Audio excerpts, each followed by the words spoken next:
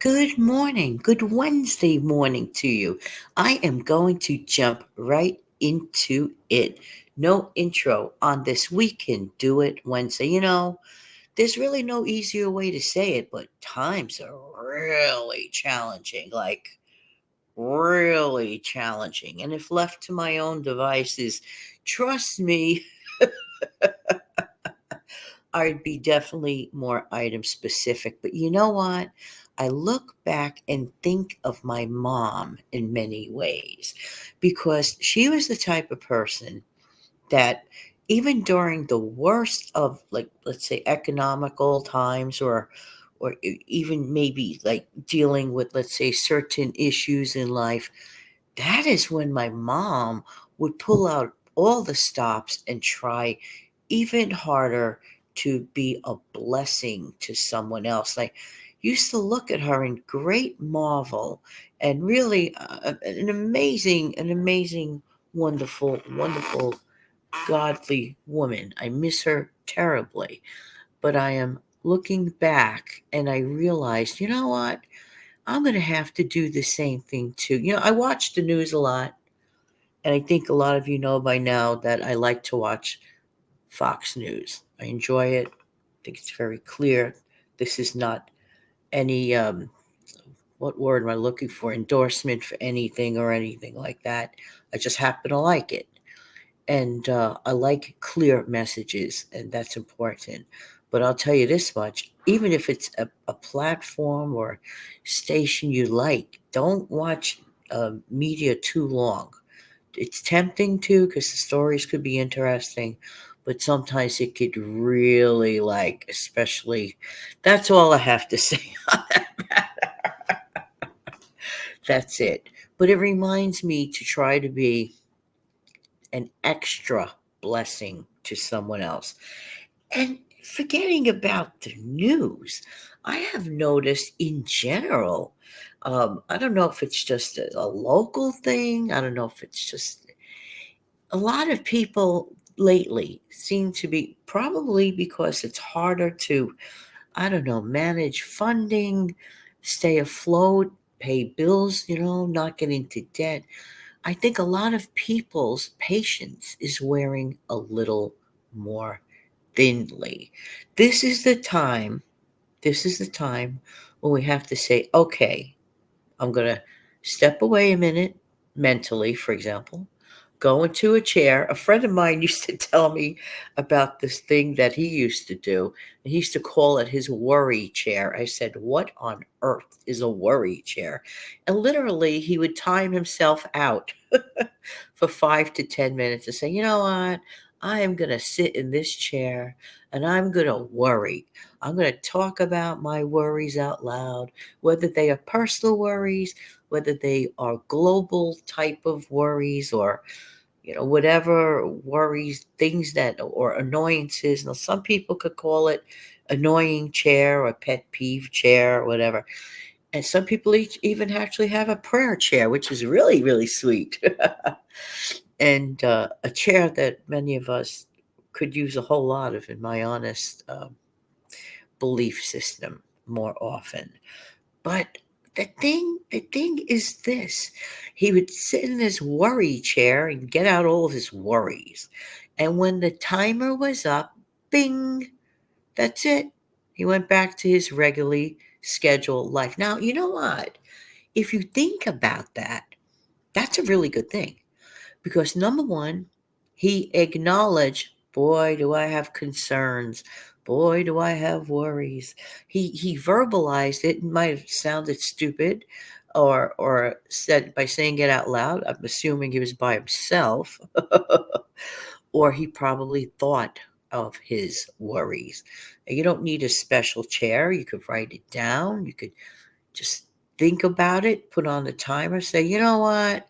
Today I am going to spend 10 minutes on concentrating on, I really don't like this, that, and the other thing. Okay. But I wonder, in addition to having that worry chair, which is a good thing, a prayer chair, or take a break chair, why don't we also consider what can we do to be a blessing in life? Doesn't even have to be a blessing like direct to someone like you to a distinctive person, okay? It could be more like in general life. Today, I'm going to choose this day to be more patient with the person that ever get on the phone and it's more like you're listening to a radio show or like the way you're listening to me on video, on audio. It's like it's a one-sided conversation at the moment. Ever get that kind of call and you're like, you really, I don't know about you. Some people don't mind those. They're okay with it. I'm okay with it to a point. So I work with it. I kind of like work with it to to an extent. And then when I can't deal with it anymore, it's just harder. So that's what I mean by making it a special point to say, you know what, you love this person. They love to talk. Maybe you're the only person they get to talk to that day. Sometimes we have to peel back the layer on a piece of fruit, an orange, an apple, or banana. Peel it back and ask yourself, why? Just why does this person like to call you? You feel like, I don't know, maybe it feels like you're like, I don't know, they're just pouring out their heart. And if that is the case, that's that is rather a very, very nice compliment, okay? But in real life, sometimes we're just too busy because, real life happens. We have families, uh, kids, we have commitments, we have things we rather be doing. Sometimes it's anything but doing that.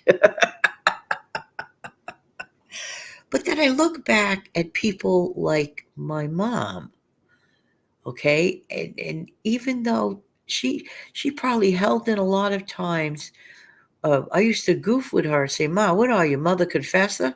Everybody would pour their heart out to my mom. She was like kind of like a mom to a lot of people, and I recognize that. And sometimes it's kind of hard to share my good mom with everybody, but that's the human side and the selfish side. But my mom is the example, the person who was a good listener. Sometimes being a good listener is way, way better than being a great speaker. That much I took away from my mom. I have to, on my own, also work on being a more patient listener. Like if somebody's just constantly just going on and on and on and on the phone, and I'm like, please come up for air. That wouldn't be my mom. My mom would just be sitting there going, okay, okay. Am I like the 20th okay if I was in the room with her? And she was okay in that person. I would be like wanting to scream like, oh my gosh, shut it up. Shut that person off. Please make it stop. But she also taught us all that sometimes the things that count the most in life are the very, very things that we consider the hardest to do. It's easy to do things you like. Think about that for a second. People, let's say, that love to eat ice cream, go to a beautiful ice cream store, an ice cream parlor, like they used to call them in the old days, and have a wonderful dessert. Boy, oh boy, that is a fun thing to do. Versus having to go to a dreaded appointment, whatever the appointment is, whether it's a doctor's appointment or pushing yourself to exercise, whether it's at a gym or a self appointment in your own gym at home in the basement, or taking the clothes off the bicycle that you have because you treat it like a coat rack. It's easy to do things we like to do, but the real sacrifice and the real effort comes in being patient and joyfully doing the things you really, really, really don't want to do. So, on this We Can Do It Wednesday, I just wanted to offer some thoughts. Is there something that you can be more patient about that would be a better blessing, a blessing rather to someone else? Um, just thoughts, just Wednesday kind of thoughts. There you go. But I have to say, right this minute in time, especially here in New York, that's all I have to say. Patience is a virtue. I should be a saint. Have a good day.